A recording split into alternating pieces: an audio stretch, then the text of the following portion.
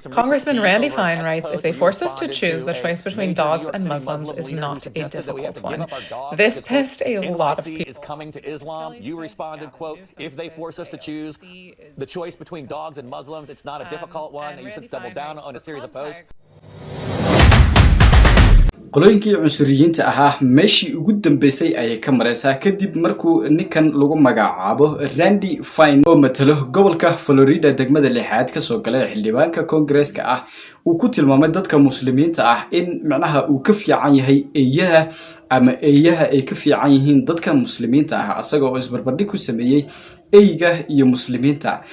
sida aan ognahay eeyga waa xayawaan xun oo macnaha ay sheegay markii loo fiiriyo muslim ahaan nijaaso ah iyo jirkiisa in la taabto in macnaha ay sheegay wax kale lagu fala iska badaf dadka kale in ay u isticmaalaan laga yaabo in security ahaan iyo waxyaabo noocaas ah ay u wataan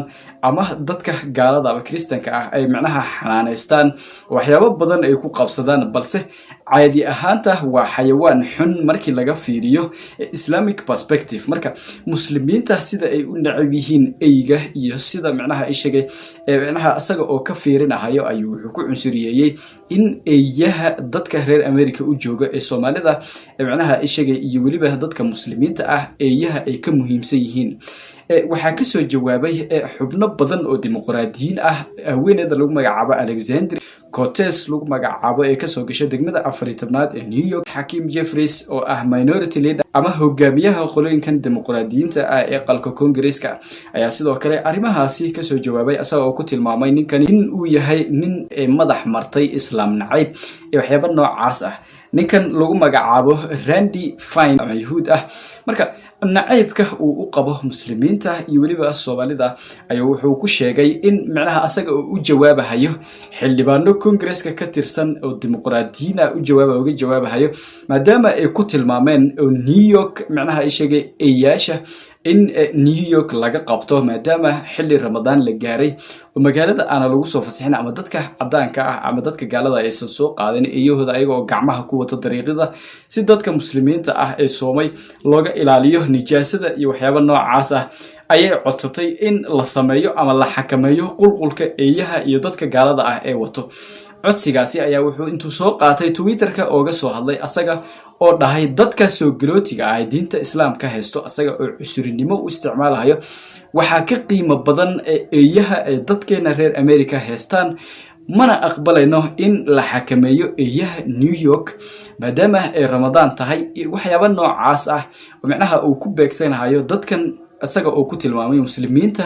reer New York oo ay dhan ay yihiin soo galooti waliba sharci darro wadanka ku joogo ninkan ayaa wuxuu ilaahay hadda ku adkeysanayaa in uusan wax raali gelin ah ka bixinin arrimahaasi uu dadka ku tilmaamay muslimiinta ah iyo in eeyaasha iyo muslimiinta markii la isbarbardhigaasi uu ku sameeyay in eeyaasha ay muhiim yihiin waa kan asaga oo laga wareysanayo Some recent heat over an X post where you responded to a major New York City Muslim leader who suggested that we have to give up our dogs because, quote, NYC is coming to Islam. You responded, quote, if they force us to choose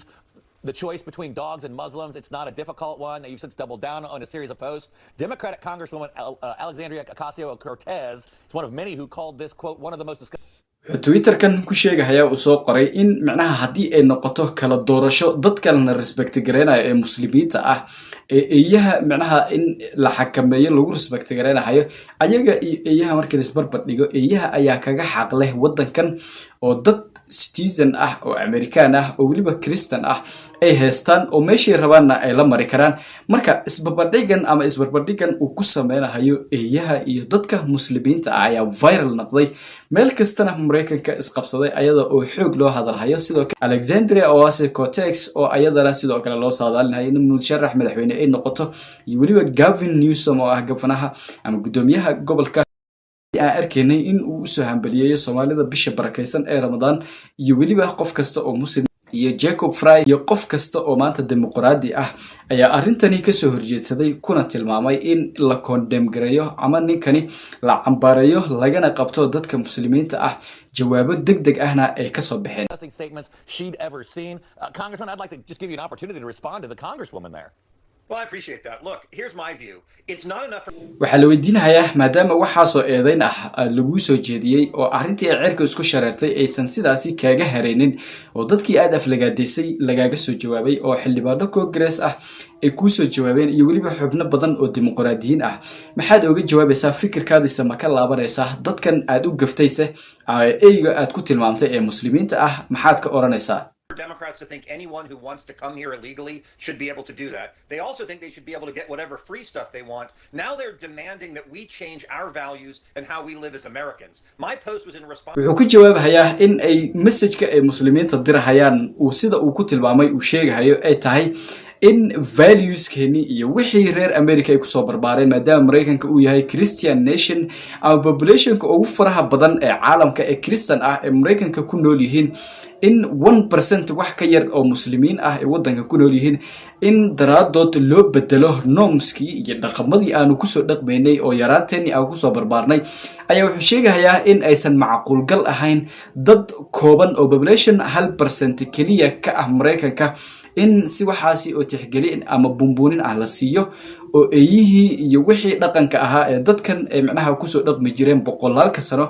laga tanaasulo dadkaasi awgood ayaga oo uu ku tilmaamay waliba inay soo kalooti yihiin eeyahana markii la isbarbar dhigo iyo ayaga ay eeyaha muhiimsan yihiin ama asaga uu eeyaha la safanayo to a major Muslim leader saying dogs should be forbidden from New York City because to some Muslims it bothers them. Well, if they're going to make us choose between our dogs and them going home, the choice is easy. And people should know Democrats like AOC are saying we are going to get rid of your dogs. Americans need to keep that in mind when they go to vote in November.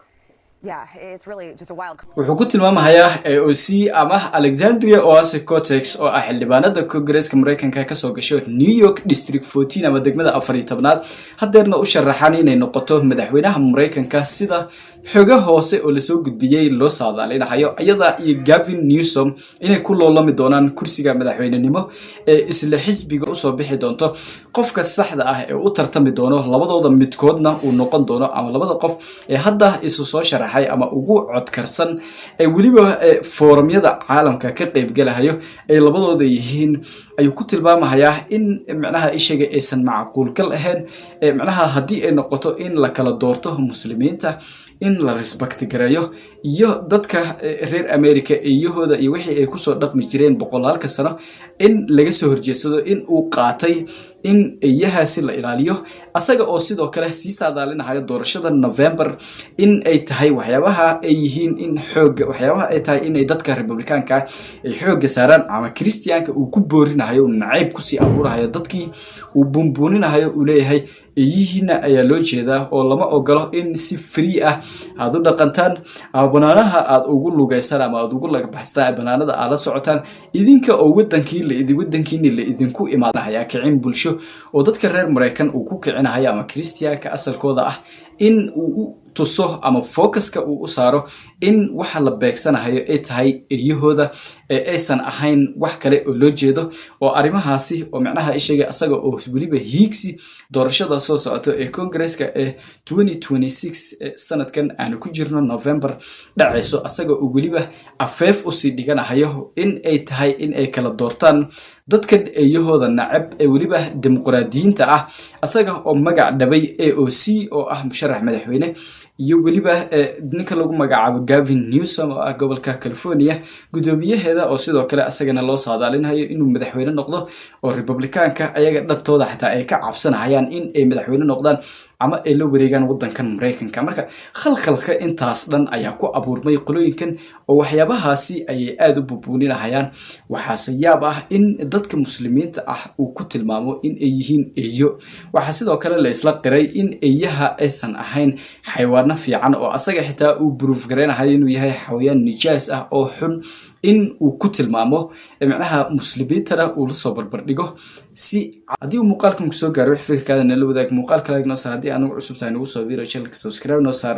waan mahadsantihiin